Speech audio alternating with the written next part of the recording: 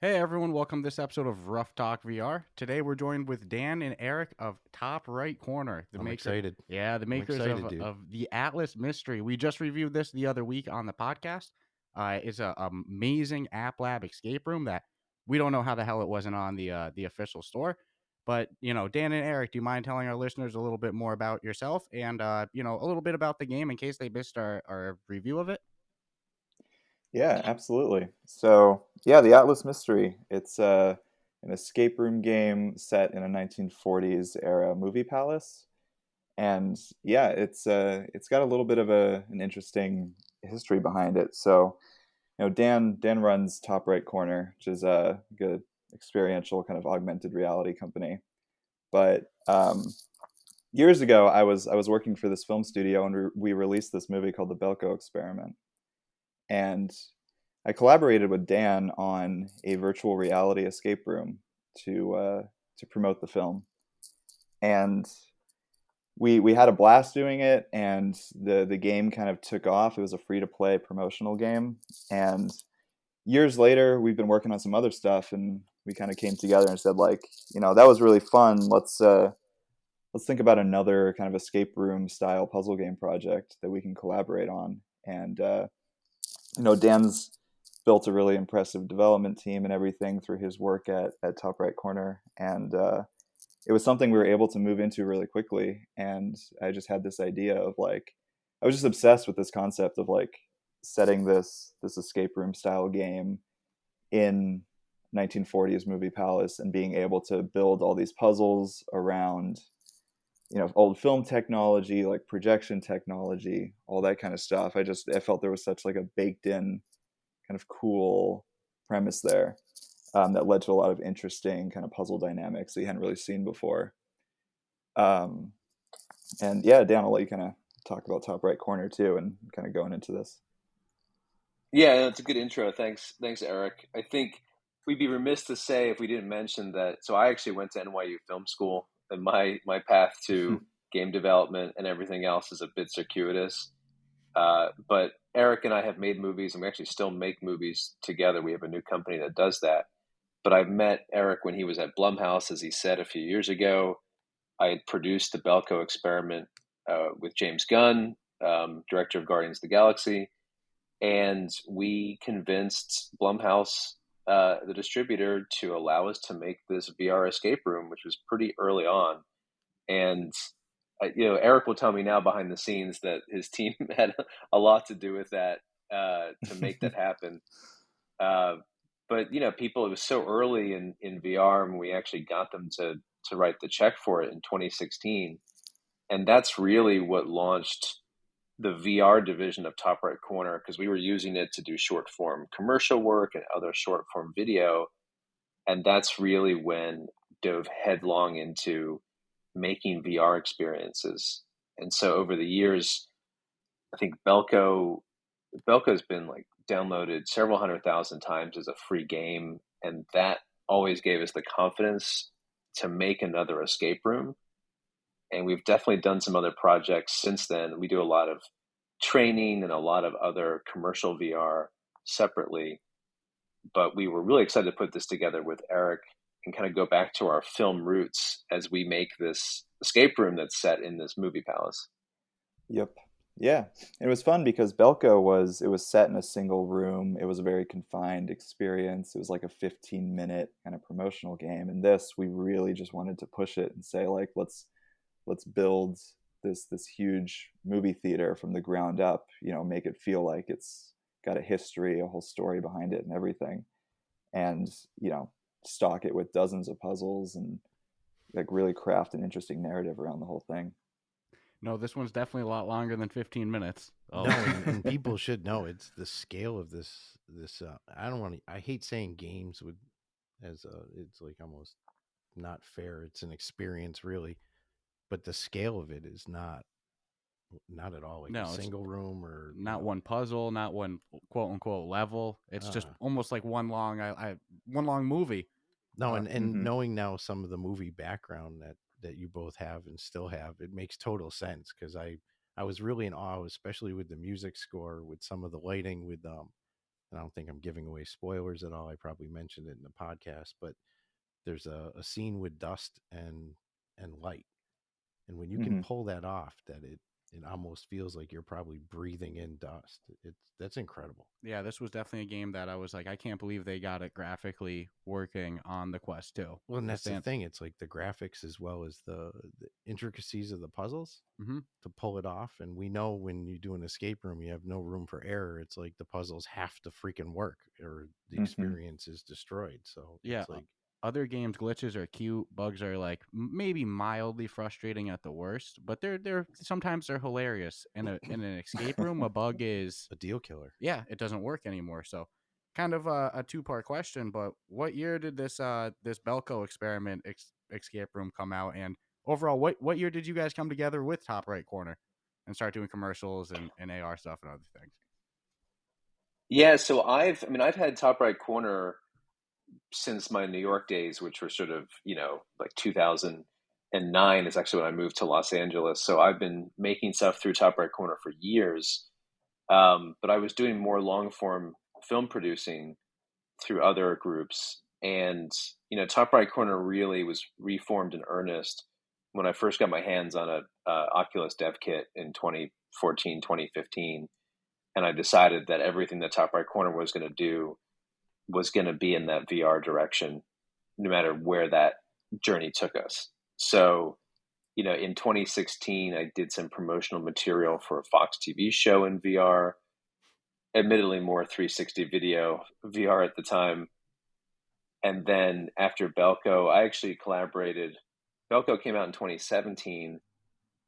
And then Eric and I actually collaborated when Eric worked at MGM Orion on some VR promotional material for Child's Play and for the Bill and Ted movie that came out 2 years ago. So we've actually continued to work on a lot of different things in sort of VR and sort of mixed reality separately, in addition to the films that we were making.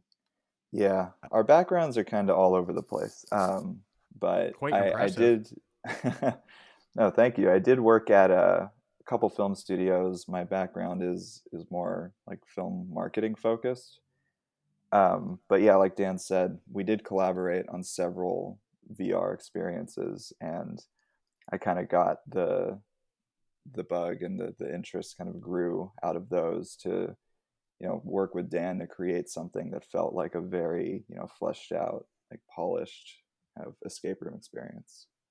Man, these film people are always so casual with Yeah, this the is like works the that you. third or fourth developers we've spoken to who have a film background, and You're so the casual about credentials they throw out, like yeah, it's it's like like, come on, I've only man. just worked on a couple big films that you've definitely heard. Only Yeah, a if you've couple. watched TV or seen a movie, you've seen my work. Yeah, Don't worry. just a couple promotional work for Fox. Just But super no, casual about it. It's but always what's funny. incredible, and it's and I'll say it to both of you guys, I mean, one could sit on the other side of the fence and go, why would you even bother? Like, you have it, you could just focus on the one aspect and never make a game and never even bother, let alone saying, I'm going to not only make a game, I'm going to make one of the hardest genres of game to pull off in VR. It's incredible. It's like there's a drive I think people in the movie business have that It's the about ordinary folk does not have. yeah. It's not always chasing the money. It's doing the passion. Like Yeah, this like you is what said, get the I'm interested in. I want to do this. It's not because it's gonna make me $10 million. It's because this is what I want to do. yeah. It just blows my mind. Yeah. Yeah.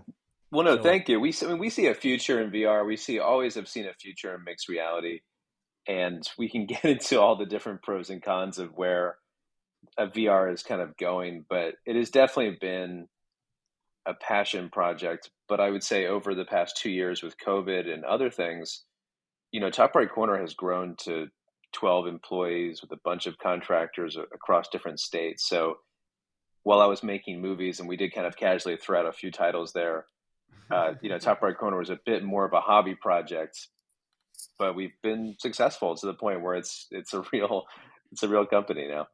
that, Mhm.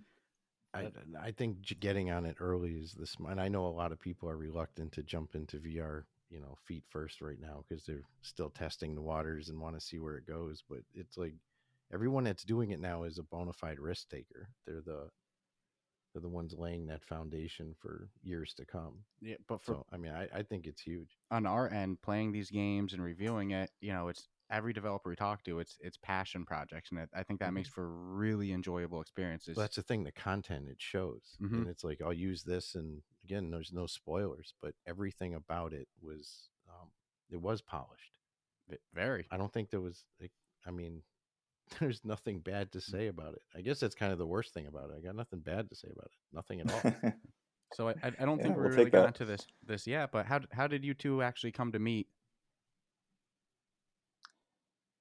Yeah, so when I was back at Blumhouse Tilt, which was a studio I was doing some marketing work for, yeah, like Dan said, we had picked up this movie called The Belko Experiment, which Dan was a producer on. So I think that was the first time, right, Dan, when we were starting gearing up for the campaign for that movie, and then you kind of introduced your whole like VR setup and everything. Yeah, that was the very first time, and then we collaborated on some of the other work when you were at Orion Pictures, Mm-hmm.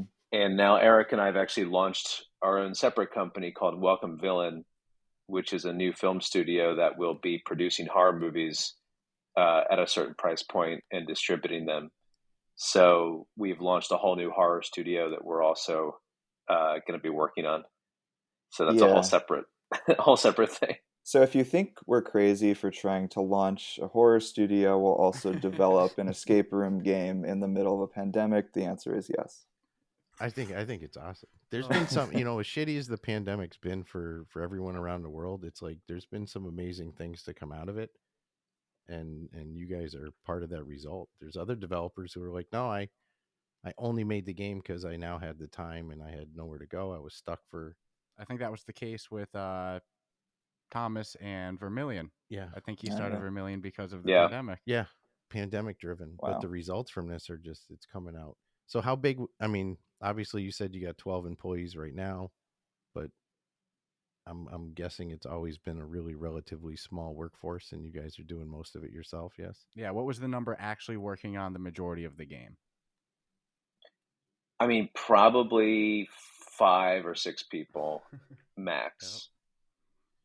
That And makes total and sense. then Evan, who's a talented film composer who's worked on Marvel stuff, and he's worked for some bigger composers. I mean, he obviously did the music, and we had a bit of a sound team, but it was mainly just. I mean, Eric, you did a lot of the sound like sourcing of stuff, and I mean, it Yes. was a lot of all hands on deck.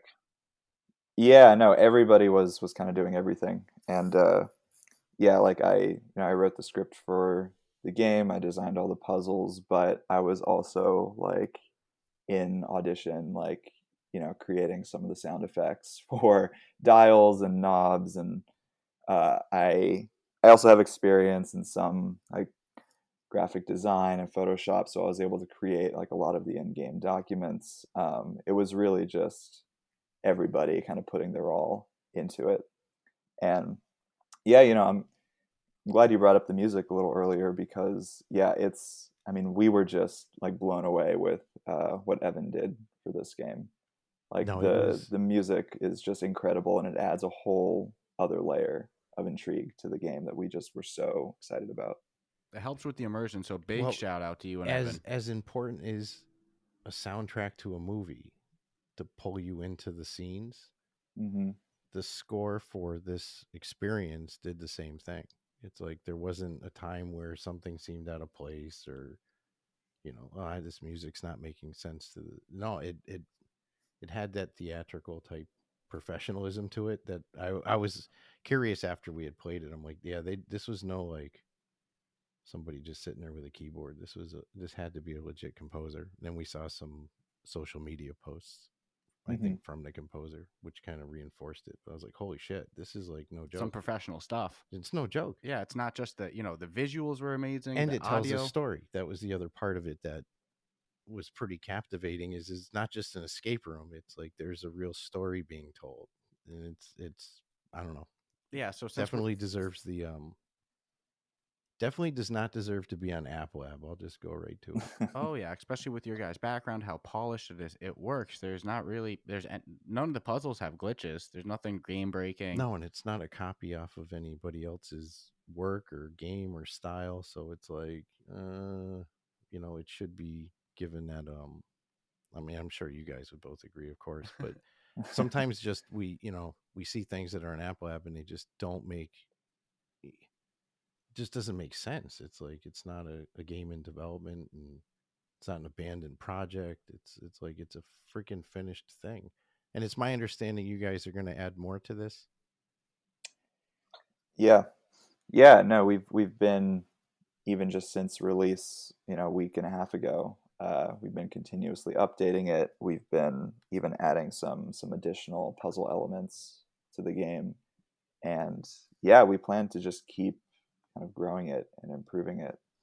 And I think one of the things that, even thinking back to when we were first concepting the game, one of the things that was really important to me is I thought, like, there's a whole roster of, kind of low budget VR escape room games out there. You can search Steam and you can find a whole handful of games that are,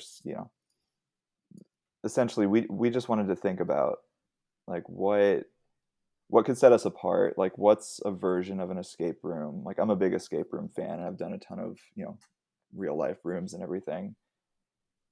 And I was like, what's a version of this that just feels very different, and what kind of inherently uses the unique dynamics of VR and that type of interaction in a very different and unique way. And yeah, just this concept of like we could just see it immediately, like handling film strips, holding them up to light boxes, like pulley systems for curtains in auditoriums, and like old 40s like switchboard kind of puzzles. Like, all that stuff just immediately kind of like flooded into our heads and was like, okay, like that's something that feels unique. And the whole point of VR is, like, you want to feel immersed, like you want to be in a location that you're not going to just visit every day. You want to handle objects that you wouldn't normally handle, and they're just very satisfying to handle. And yeah, I think that it all came together really well, and we were very happy with where we landed with it. Again, it's Yeah, and I polished. think too. No, thank you so much on that. I mean, I think our focus, like what I love about VR, I love certain interactions. I love, obviously, there's certain shooting games, there's certain things that are just really kinetic and fun. But for me, like, VR is all about time traveling and traveling to places and immersing yourself in places that you could never otherwise access. And so I think what was super compelling about this time period is being film buffs, but also thinking back to the golden age of Hollywood. I think the story and some of the twists in it are actually very organic to an old Hollywood type twist for the code era and what was sort of allowed or not allowed. And so, I think I love games like Myst, and I love, sort of more old school, sort of immersion, kind of experiential exploration and puzzle solving type games. And so for us, it was a no brainer to put it in this time period with all of those sort of bells and whistles that Eric was describing of fun pieces that we could design. Yeah, and as far as like the story goes, I grew up in Los Angeles, so I grew up going to a lot of these like independent theaters, and what kind of struck me is, like, every single one just had some sort of insane history to it. And there was always like stories of, whether it was like celebrities and scandals and all that kind of stuff. And I just I found that so interesting. And a lot of the narrative, like, not to give anything away or avoid spoilers and all that, but a lot of the narrative in Atlas is actually built around like kind of real life Hollywood uh, scandals and some pretty insane stories that I heard, having attended a lot of those theaters and explored them over time. Escape rooms are always so tough for us to review we're big fans, just like you. We love escape rooms. Whenever we see an escape room in VR, boom, one of our first, we buy it immediately because we're such big fans. Mm-hmm. But sometimes they're a little hard to talk about because it's one thing to give away some story elements in other games, but in an escape room, it really hurts. So there's some things tough to talk about. Like you mentioned, some story elements that come together, kind of fitting of the era that it comes out. I think I know exactly what you're talking about. As I'm reading these notes and uncovering the plot of the game, obviously it's a single player game, so we weren't playing it together, but we're party chatting, and I'm like, oh, wow, I just learned something, and it's like I don't know, it comes together really good. Yeah, I know So, what you're talking about. what was it like to write this? I know you were the writer for it, so yeah, what was the whole creative process like? Writing the storyboard for this. Yeah, it was interesting. So, like I said, I kind of had like once we kind of nailed the concept, a lot of a lot of the basic puzzle elements kind of just came together pretty quickly, where it's like I kind of immediately knew like what types of interactions and what types of objects we're going to want to include. And things like I was talking about film strips, puzzles built around like these kind of unique elements. And it was kind of twofold. Like we jumped into it really quickly, and I think I wrote the first like game design document over the course of maybe like 3 weeks or so.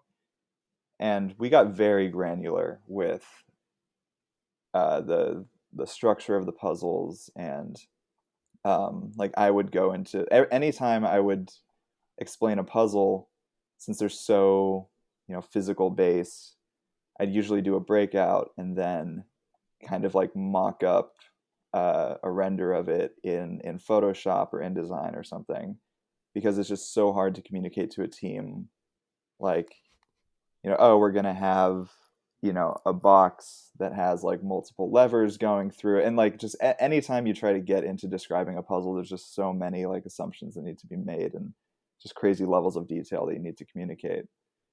But yeah, it was balancing that with the narrative side of things. And I knew that going into it, like we weren't able to do like a ton of animation or anything like that, or have like a huge cast or anything for the game. So I'm a big fan of like old like text adventure games and games like Myst, where you're left kind of scavenging things and putting together journals and documents and that kind of thing. Even going back to like Resident Evil, where there's a lot of just piecing together events at like the Raccoon City police station and that kind of thing. So it's kind of all those inspirations folding into one. And yeah, I think the script, like the actual narrative for the game, kind of came together over time. I think we got the basis for the theater down and the basis for like how your journey was going to progress. Like we knew that you were going to start in like a single environment and then kind of unlock different areas of the theater as you go through it. And I had a basic idea of like the characters involved and how the story was going to unfold. And then it was kind of as we got into the development of the game, I was able to kind of combine those two and figure out like, okay, by the time you get to X point, you're going to have uncovered narrative point A and B. And then yeah, just there was no point where we were just kind of locked into the story. Like it was just continuously developing until the very end of the process. All right, that's interesting to hear. I was wondering if you would have had it all figured out from Start start to to end. finish, or Yep. is like, all right, oh my God, here's this idea for this twist. All right, that's interesting to hear that it was kind of a work in progress or fluid until the end. Um, Yeah, I think so we had an idea of like, the basic idea of like the characters and like the ultimate ending, like what we were building to. I think it was more like, yeah, like you say, some of those twists and some of those reveals that you uncover along the way, like they were definitely reworked and refined, like as we built the theater and as we built the puzzles and got into all that. that's always Yeah, and I interesting to think hear. too, it's also like we're not a huge team with a lot of money, and so I think this is kind of getting into the weeds, but there's essentially 3.5 versions of this game. Especially we've made a version for mobile for Quest, and it should not be missed that Quest is essentially a cheap phone strapped to your forehead. It's incredible what can be done on Quest, but what has to be optimized to make Quest work is completely against what the best aspects of a PC VR build are. So, we knew we had to make it accessible to all those platforms and be optimized to those platforms. So, without getting too much into it, I would say that there is perhaps another bigger ending that we had planned that we hope to roll out maybe in the future, or a version of it. But, Eric had the story in his head and he knew exactly where it was going to go. But it's really that parallel track of actually like three things of getting the puzzles to work, getting the narrative to work, and then getting it all to work on Quest as a baseline. So you kind of have to play three-dimensional chess as a developer, and I think some of our movie background logistics help with this. But you have to just keep going, but also knowing that you might not have that budget for that. It's like having the budget in a movie for a big action scene. Like we might not have the battle for the big action scene. So how do we get the narrative across effectively without having to do that while still being able to release the game on Quest? Yeah, no, actually, you reminded me how there were a couple additional environments that we did want to kind of, between each kind of major room, there was meant to be sort of like a half room of sorts. And I think this is something that we're going to explore for future like expansion opportunities. But there were some other areas of the theater that I had originally scripted that we thought would make for a kind of cool, like almost like interlude, like mini escape rooms within a kind of larger thing. But yeah, just due to budget, we had to cut that back a bit. But it's something that I definitely would like to expand on. That gets me super excited. Well, it's no doubt that, and didn't take a genius. You guys are really maxing out the capabilities of the Quest 2. I mean, including using some obvious movie tricks to, like you referenced, the light with the dust and I the feel soundtrack. Yeah. There's a lot of movie tricks. So I actually wanted to ask, what was it like getting the graphics to be so good on the Quest without getting frame rate drop, without crashing? Did you guys just have really good graphic artists, or did you, like we're speculating, whip out some serious movie tricks to maybe make the lighting a little better in certain areas to make the graphics appear better than they are? I don't think there's any real tricks up our sleeve. I think it's really heavy optimization that we have. The top right corner does a lot of industrial training and other we have do some government work and some other stuff. And we've actually trained our artists to optimize 3D objects tremendously, because you just never know what platforms different things are going to have to be on. And AR, which is generally mobile based, we have all these different workflows for mobile than we do for PC VR. And so I think a lot of it is just due to their talent and their knowledge of optimizing for mobile. And then, Eric, you could probably speak to some of those examples, but sometimes we'd be looking at rooms and we'd be like, well, this one object, you look at your budget of how many polygons are in a space or how many objects are there. And, we had to be very specific and very surgical about what we put in each room. Yeah, definitely. And it was really finding those hero objects that become like, what are the puzzles that are going to be the most gratifying to interact with? And there are certain old pieces of technology that are really fun to build a puzzle around. And we had to compromise a little bit. Like, we wanted it to be a bigger piece. We wanted it to be, have some more detail to it. It's just this enormous balancing act of kind of building something, testing it, seeing if you can kind of reduce it down without eliminating the detail. And there are certain things like, it's also worth noting that some of the artwork created for the game, like we worked with an incredibly talented illustrator, Ronnie Centeno, who did a lot of that like 40s, 50s era inspired product design in the game.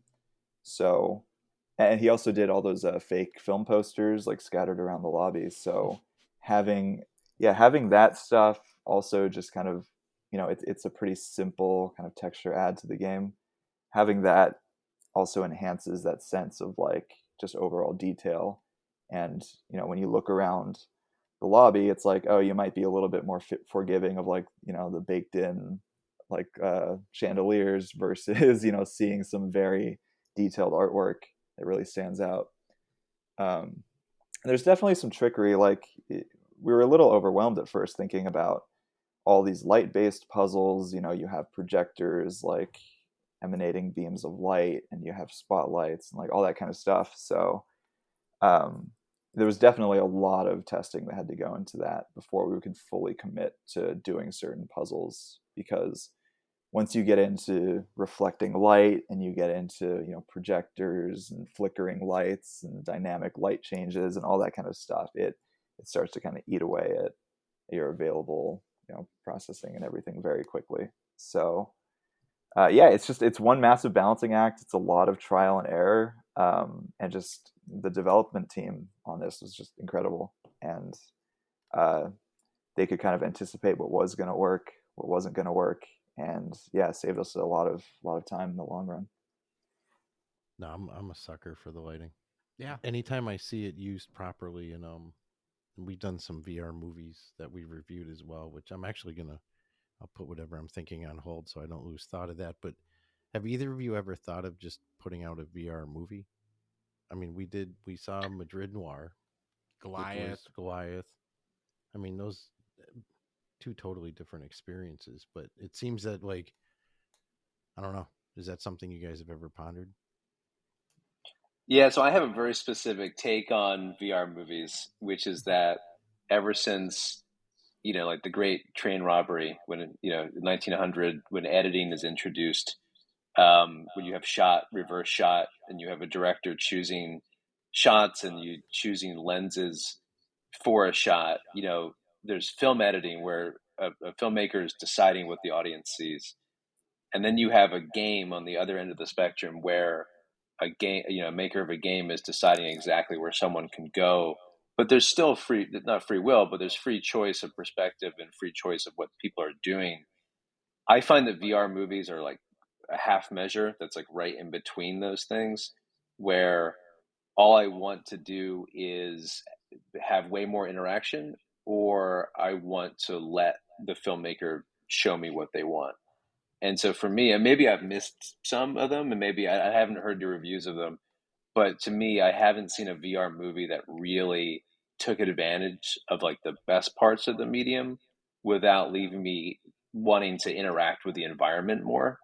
So for me, I feel like they're a bit of a half measure. Yeah, I and definitely see the point with the interaction. Yeah, you Not can't to cut you guarantee off. that somebody's going to be looking at the right spot when you're trying to. Whereas in a film, you have a flat screen, you can guarantee, unless they're looking away, not looking at anything, what they're going to look at. There's a chance in a VR movie that you might be trying to drop a clue to the right, but the guy's looking with his head to the left. So I can kind of see what you're saying, definitely. yeah, and for me, like what was fun about Atlas was, like you said, replicating some of those cinematic tricks in a way where, we did get very dramatic with like the hallway lighting, and there are certain moments where, um, man, it is hard to dance around some of these spoilers, but there's a certain there's a It's certain like area that you will unlock, and it just like every time I just find it hilarious that people will like unveil that, and then every playthrough they like hesitate for like 5 seconds and they're like, oh, I'm not going in there, and then they're just like Right. staring, and then 10 seconds later inevitably they're walking down the hallway. And that we wanted to capture that, like there's a certain atmosphere and tension that I just love when you jump into a VR game. That does kind of mimic the experience of watching movies in some way, and it's such an immersive medium that being able to capture that very polished atmosphere and that tension that you would experience when watching a film. Like, that to me is the most exciting thing about VR. And I love how interactive it is. And in my mind, it's really like, as opposed to making a film in VR, I think it's like just getting the most like cinematic kind of VR game that you can get. And that was really the goal going into this. Because like Dan said, there is just an element of like, when you strap on that headset and you're given free reign to kind of walk around this theater, like that's just an experience that's so unique to the medium. And yeah, I would just want to keep making experiences like that, honestly. No, and one thing we commented on when we reviewed it is you're not limited to just the existing space you're in. If you think you need to go back, go back. Mm-hmm. You can go. It's not like you're locked out and I can never go back because I moved forward. No, it's a little less linear than a film experience. So it's very expansive. This might be a very hard question to answer without giving spoilers. I don't even know if it's possible. Let's see. Do you guys have a favorite puzzle in the game? I'll tell you, mine involves a cash register. Just because for being so early in that, I don't think that's a puzzle. I mean, a spoiler to say that there's a puzzle involving a cash register. But that one stumped me so bad for being how simple it was. I think that might be my favorite. What about you guys? Do you have a favorite? Yeah, that's a good question. I really liked. So yeah, there's a whole puzzle sequence involving a projector, like assembling certain parts for a projector. I just like that whole sequence because you're forced to do a lot of very like abstract things that like might take a minute to think like, okay, like not quite sure how to go about this, but once you figure it out, there's like a very big aha moment, which is like what puzzle games and escape rooms are all about. I also really like a puzzle involving an old kinetoscope, which took us a long time to figure out how to do that. Just because like I'm a sucker for old film tech, and being able to build kind of a cool, like there's even watching playthroughs of people and people playing the game in person, like when they first start experimenting with that device, they always have like oh, that's like a very cool thing kind of moment. And that's exactly what I'm talking about, where it's like being able to play with like strange devices and things in VR that you wouldn't normally be able to. Like that's what it's all about. And we initially had a very complex design for that piece in particular, and we figured out how to like almost combine one of those old like ViewMaster kind of things with a kinetoscope. So that's probably one of my favorites, honestly. Yeah, I would say two things are the lobby puzzles, which is not giving really anything away. Like you're in the lobby of the theater at some point. I'm just going to say that sometimes you have puzzles that are siloed, they're self-contained to the individual puzzles, and sometimes you have puzzles that have elements that correspond across the whole sort of level, so to speak, even though it is open world. So I do like how I think my favorite thing is watching people, and even that sense of discovery, even having helped design it, but that sense of discovery when all those different pieces can come together, because you're not just moving from one linear puzzle to the next. And I think that the game has a great balance of that, where if you have just one linear puzzle to the next, sometimes that can become, you can get tired of it. Yeah, I remember walking into that lobby and going, I ran around the whole wall, and I just went, fuck. I don't even know where to start. Yeah, no, I it know. was a little. I didn't expect to see any environment that massive. Yeah, and there's a lot of puzzles in that lobby. There's a lot going on in the lobby. Yeah, it's amazing that it all works the way it does with no. No, and all the puzzles definitely felt connected to Mm-hmm. to the overall, we'll say end Yeah. game here. Well, that's what makes this so impressive, because it's one thing to go one puzzle to the next, just as you said, in a very linear. But when they all correspond together and they all have to work together, that's impressive for it to all work. So, I mean, maybe it's the kaleidoscope one, but is there one puzzle or one set of puzzles that stood out as the hardest You're to just program? going for spoilers, is what you're. Sounds like spoiler fishing. Hardest to, yeah, I mean, there were a few that were difficult to figure out just from like a logistical standpoint. From a programming standpoint, oof, yeah, that's tough. No, we can There, kind of skip around that because we're dancing around dangerous waters with that. yeah, So there's a we certain musical instrument, I will say that was very difficult because it Yeah. was very intricate. So Fair enough I, on that. Stratus I, over I here. think the. I'm sorry, what was Oh, that? sorry. Go ahead. No. You can go because I was going to change subjects a little bit, but if you got more to say on it without giving spoilers, I'll be glad to hear it.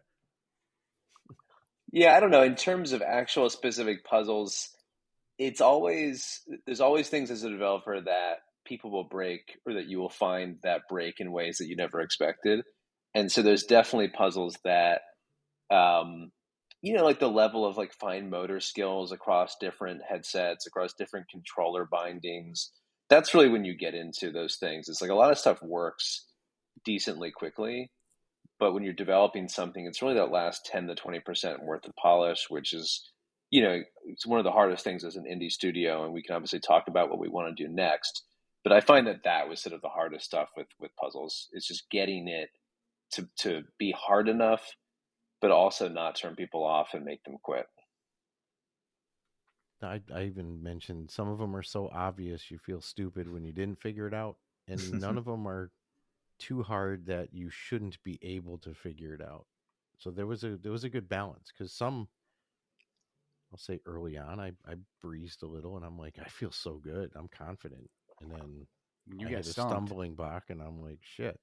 I think I killed the battery just literally sitting there going, it has to be solvable, right? I mean, they wouldn't do this to you. Just Going to every corner of the room, looking at every little so thing. I was like, this is hats off. I'm like, all right, I'm Yeah. stumped on this one. I had to like put the headset down, wait, and go back to it to even be able to think of how to solve it. Yeah, it was never too hard that I got so frustrated that I didn't want to go back. I was always dying to go back in, but I think, man, to me, it takes the title of the hardest VR escape room I've done so far, which kind of brings me to my next point. You, Stratus, over here referenced it before. Uh, I kind of wanted to get in my questions first before I go down this path because once I get riled up, I'm probably not going to go back. This game's on App Lab, which to me does not make sense at all. It has theatrical level, polished graphics, a great story, unique puzzles, everything works good. It's not like an in beta game. So for you guys, what was it like to submit this game and the whole process of getting it on the store? And, are we eventually going to see it on the official store, or do you know just as much as we do? We sort of know just as much as you do. I think that it's what's so crazy is that with Steam, which I've released several games on now, but Steam is this kind of open. It's so open in the sense that anyone can pretty much get a game on Steam if you're fairly competent. But the issue with Steam is that everything is not curated. It's such a free for all. There are certain games that are not that great, and then there's AAA titles. But at least you can get the game on in a pretty organized and known way. But look, with what Meta's doing, and obviously we won't like criticize them completely because we want to work with them, and it's sort of a tough task that they have. But you have the main store where the criteria for getting on the main store is very sort of tough to discern. I think my biggest regret is probably not making this game 2 years ago, because I feel like Meta has really embraced this core group of developers that made successful things for them early, and there's a bit of a club that you have to get into. And so we felt like the best thing for us is, without that direct connection or direct relationship yet, was just to make the best game we could and put it on App Lab, which took 6 to 8 weeks to kind of get through approval.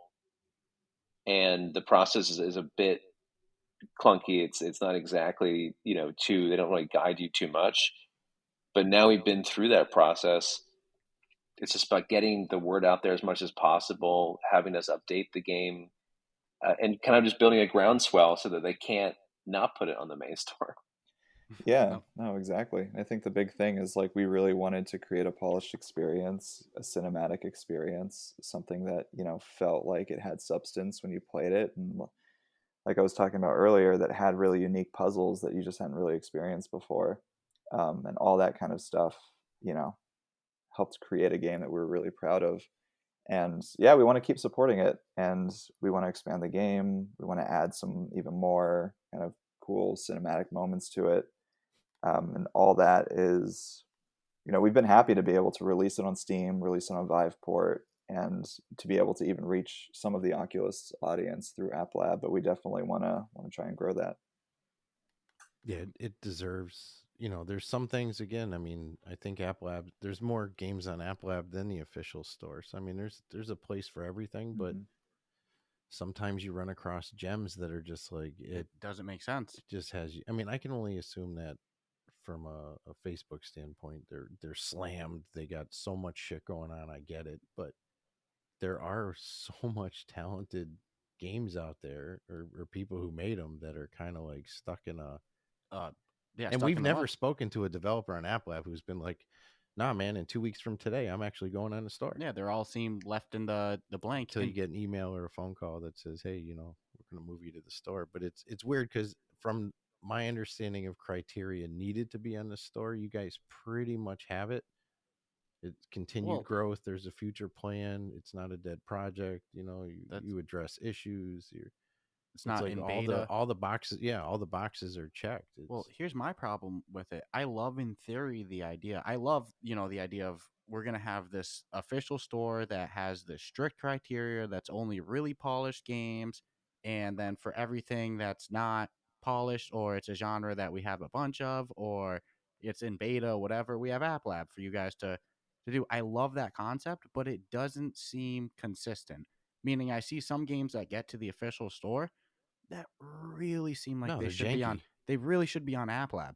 And then there's games that are on App Lab that are in genres that there's not a whole bunch of on the official store. They're kind of doing their own unique thing. They're incredibly polished. They work well. And then they're stuck in App Lab with no promotion or push. And it's like, I love the concept, but it doesn't seem consistent. No, that's just for my push for there to be an App Lab button on your app screen on your Oculus headset. So you'd be more inclined to be like, well, what is this? Versus, hey, a friend told me the whole deal sounds shady. Yeah, if you type it in perfectly and then scroll to the bottom and hit view more, and then you click it, and then you ignore the giant virus warning window that pops up, then you can download it. Even when you own an App Lab game and you pull it up to look in your library of games, it'll clearly remind you that this is an App Lab game. It's like I'm well aware of this. Yep. But I hope to. Yeah, it's pretty funny. Yeah, you guys. It's a bit of a catch-22. Big time. But at least I could see it, and I've even said this. I know once in an interview that if I were a developer and I knew I was going to get App Labbed, I'd probably hold back my true content and true abilities until I got my foot in the door with a store game, and then I would drop my legit game. But that's just being a douchebag. I mean, it could be because you didn't charge $30 for the game too. No, who knows? It doesn't seem consistent. It's like, because we do that category of value for the money, and it's like, how many escape rooms would you have to physically visit to get the amount of playtime that you got in this game? You'd be out hundreds of freaking dollars. Yeah, escape rooms like what, $60 for a 1 hour adventure. That's if you even get out. I don't even know how many whole headset charges I played on this. Before I got to the end, it's insane. So that's unfortunate to hear that you guys don't really know, what's next with that, how to get on the store or anything. Because definitely this game deserves it. I mean, well, and I think I think word of mouth, letting people know that this is a legit. This isn't like, I don't know. So I'll take this opportunity to say this. If anybody who's listened to this has played this game and enjoyed it, yeah, go drop a 5-star review on the store page for it. I mean, like, what's the feedback been like for you guys since you dropped it from consumers? What's been good, I think, to touch on the App Lab thing just a little bit before we move on to that, it's really, you're kind of left in limbo, right? So, and look, I have been talking to some people at Meta. We have been trying to figure out, what their true criteria are. All we can really do, we picked a game, we picked a genre of escape rooms where there's not a ton of different things. There seems like there's a ton of games like Pistol Whip, though I love Pistol Whip, A lot of Beat but Sabers. there's a lot of right. There's a lot of different games in that genre on the main store.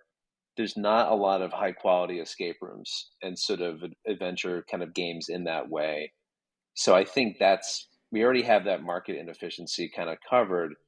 But really, all it's going to, I think, take is just a groundswell of support for the game in general, but also as a developer, to be honest, we want to add to it and we want to expand it as much as possible. But it's really until we know that we could actually have a possibility of getting on that main store from a financial perspective, we also just can't keep updating it if we are completely in limbo. So it is a bit of a catch-22 of, we're obviously going to add more and address some of the feedback that we've gotten and make it the best experience possible. But you can't really add a new room or add new features if you're only going to be stuck in App Lab. And that kind of unknown is sort of, I think, the biggest thing that Meta needs to address. Yeah, and Totally agree. Yeah, stay consistent with it. Like you said, there's not many things like this. If there was 20 escape rooms that were there, a start to finish, non-levels, tells a whole unique story, almost like a movie. If there were a bunch of these on the store, I would say, I understand why you're on App Lab, but there's not. It's unique, and then it's polished, it's beautiful, and here it is. Functions. It actually functions. You get what I'm saying? Tells a nice story, and here it is, just stuck in the dark. It's I don't get it. I keep saying it. This is the year we're going to see the change for, and I'll just keep saying it, that this is the year that Apple Lab's going to make its move to make it more visible to the consumer. You've been saying that since December of last year, and we've yet to see any increased visibility. Correct. But hopefully you're right. I feel it in my old bones, man. I really do. Like, it's got to happen. I think the feedback. Sorry, I didn't mean to interrupt you. No, not at all. I think the feedback we've been getting has been interesting because it kind of speaks to your App Lab point a little bit.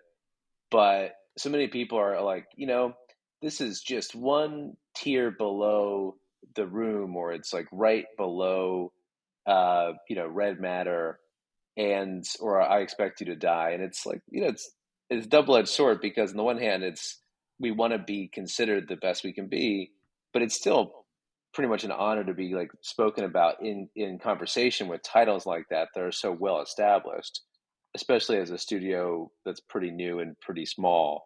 So I think people look at it, and because it looks so polished, they say, well, it's not quite as good as a Dark Matter, but that's like pretty high praise to even be in that conversation. Yeah. Look, the Shell Games credits take 5 minutes to list all the people who worked on it. I counted the people. It's a shit ton. You guys have up to 12 people, but a core 5, 6 people working on it. Well, and that's one of the reasons I like doing these interviews, because people can hear like, wow, these aren't 70 to 100 and something people studios here. So my brain says, as a consumer, right, what if they had that same capital? Oh my God. That if they're giving you this with, a small studio, what would happen if you gave them, the same budget to make a game? You'd have to assume it would be better. Mm-hmm. No, for me, if I was, content curator, whatever, I'd be looking at a game like this and going, fuck. Yep. We need to invest in it. We need to push to spend more money. Yeah. Or we need to buy these guys and get them to come over. Or to just make, push them on the official 3. store. Yeah. So Eric, what do you think of the feedback so far? Yeah, no, the feedback has been great so far, and we've been really happy with it, like especially amongst fans of escape rooms and puzzle games like yourselves. Yeah, they love it. And I think it's just, I played The Room, I Expect You to Die. Like, that's like my favorite genre of a VR game in particular. And, when I got my Quest 2, I breezed through all those titles in, a week or two. And it's one of the reasons that we wanted to get into this game, was because we just saw like, oh, there aren't as many like solid, very polished, very cinematic, very atmospheric escape room style puzzle games like this available on Quest. And yeah, that was our whole reason going into it. And like people are clearly digging that, and they're clearly enjoying this experience. And yeah, all the reviews so far have just been like overwhelmingly positive, and we've been really happy with what's come back. Yeah, I haven't read any anger on this experience at all. Certainly not the words, man, it was too short. Too easy. It's too easy. Yeah, the only thing I'll say is bring a battery pack, or just know you're not going to finish it in one session, because unless you're a genius. No, and what's crazy is I'm not one that usually has huge replayability with escape rooms, because you reach a point where you just have everything memorized. But knowing that you guys make changes and you're going to add stuff to it, it almost forces me to want to. The first time I heard that, I was like, well, shit, now I'm going to have to play just to see what the. We gave each other a look like, are we going back in tonight? What are we going to do here? So, no, I mean, just to. Well, we're going to add some achievements. We're going to add some other bits and pieces that tie into the narrative of it all. Like, there's a few things we've already posted to some hot fixes to the Quest version and the Steam version that address some of the locomotion and some of the hand movements.